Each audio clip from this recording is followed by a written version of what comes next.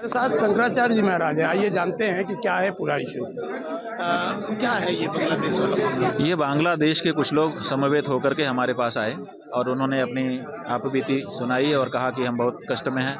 बांग्लादेश के सभी हिंदू बहुत कष्ट में हैं, उनके साथ बहुत अत्याचार अनाचार हो रहा है।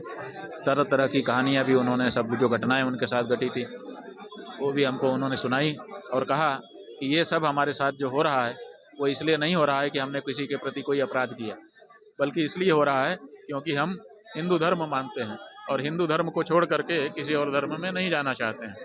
बांग्लादेश के जो मुस्लिम हैं वो चाहते हैं कि हम हिंदू धर्म छोड़ करके इस्लाम अपना लें।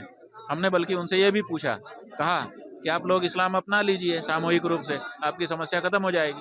उन्होंने कहा नहीं, हम स्कूलों में इस्लाम धर्म पढ़ चुके हैं और हम हिंदू धर्म को भी जानते हैं, इसलिए हम किसी भी दशा में इस्लाम में नहीं जाना चाहते हैं। हिंदू ही जन्मे हैं, हिंदू ही मरना चाहते हैं। तो इसलिए आप हमारे धर्म के सर्वोच्च आचार्य हैं, हमारे धर्म पिता हैं, हमारे गुरु हैं, अभिभावक हैं, इसलिए आपके पास आए हैं कि आप बताइए ऐसी परिस्थिति में हम क्या करें।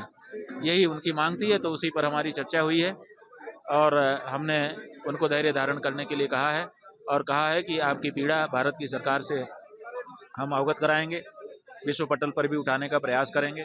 आवश्यकता पड़ी तो प्रतिनिधिमंडल बांग्लादेश भेजेंगे, आप के लोगों से वहाँ मिलेंगे। और आप लोग उन्होंने कहा कि हम ये चाहते हैं कि हमारा एक जो ब्रह्मपुत्र नदी और पद्मा नदी के बीच का जो पठार है, दो डिवीजन हमारे वहाँ के आते हैं, एक राजशाही है और एक रंगपुर है। उन दोनों डिवीजन को मिला करके हिंदू भूमि के रूप में हम मांग करना चाहते हैं। तो हमने कहा भाई ठीक है, अगर आपकी सुरक्षा उसमें आपको लगती है तो आप मांगिए, क्योंकि सुरक्षा के लिए कुछ न कुछ तो करना ही पड़ता है। पहले भारत में मुसलमानों ने मांगा था कि हमारे लिए पाकिस्तान दे दो, पाकिस्तान मिलकर के वो अपने आप को सुरक्षित समझ रहे थे।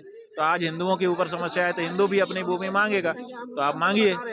और दूसरे, उनका कहना है कि भारत सरकार कुछ दबाव डाले, तो उसके लिए हम भारत की सरकार से चर्चा करेंगे।